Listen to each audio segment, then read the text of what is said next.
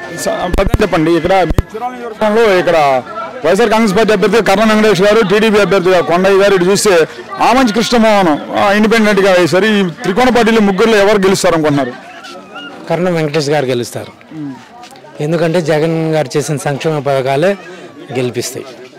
అది జగన్ గారు చేసిన సంక్షేమ పథకాలు గెలిపిస్తే కర్ణ వెంకటేష్ గారు అంటున్నారు. మరి అటు చూస్తే నిన్నదాకా వైసీపీ వైఎస్ఆర్ కాంగ్రెస్ పార్టీలో కొనసాగిన ఆమంచి ఇప్పుడు రెబల్ అభ్యర్థి చేశారు. మరి ఓట్ బ్యాంక్ చీల్చుకుంటారు కదా.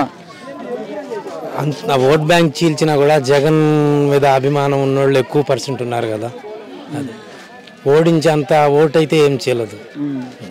మరి ఎన్నికల దగ్గరకు వచ్చిన ఎలక్షన్స్ మరి జగన్మోహన్ రెడ్డి గారు మళ్ళీ ప్రభుత్వం ఏర్పాటు చేస్తారా? ఖచ్చితంగా ఏర్పాటు చేస్తారు. ఒక మాటలో చెప్పే ఖచ్చితంగా ఏర్పాటు చేస్తా అని చెప్పేసి అంత ఖచ్చితంగా జగన్ మరి ఇప్పుడు దీనికి ఇప్పుడు పింఛన్ల ఉదాహరణ వాలంటీర్లు ఇంటికి తెచ్చిస్తున్నారు. ఇప్పుడు వాలంటీర్లు ఇవ్వకూడదని చెప్పి తెలుగుదేశం వాళ్ళు ఈసీకి ఫిర్యాదు చేయించారు. ఆ జనాలకు అందరికి అర్థమైపోయింది. అదే ఇంకేం కావాలి. మరి ఇప్పుడు ఒకవేళ ఇప్పుడు ఏదైతే ఉందో టీడీపీ, జనసేన, బీజేపీ ముగ్గురు కూటమిగా ఉన్నారు.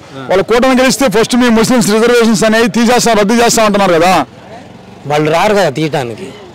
వాళ్ళు రారు, తీయలేరు. జగన్మోహన్ రెడ్డి గారు ఏం చెప్పారు మొన్న సభలో నెల్లూరులో?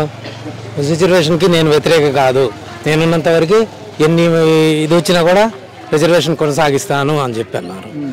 మరి ఇంకేళ్ళ నుంచి వస్తారు? రిజర్వేషన్ కొనసాగిస్తాను జగన్ చెప్పి వాళ్ళు తీసేస్తున్నారు. జగన్ ఒక్కరు వాళ్ళు ముగ్గురు కలిసి వస్తున్నారు కదా.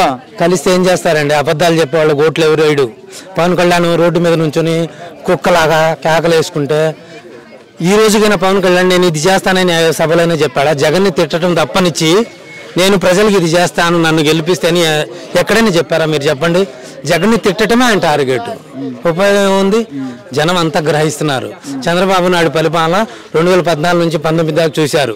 ఆయన అబద్ధాల పరిపాలన అందరికీ తెలిసింది. జగన్ చెప్పిందే చేస్తాడు, చేసేదే చెప్తారు.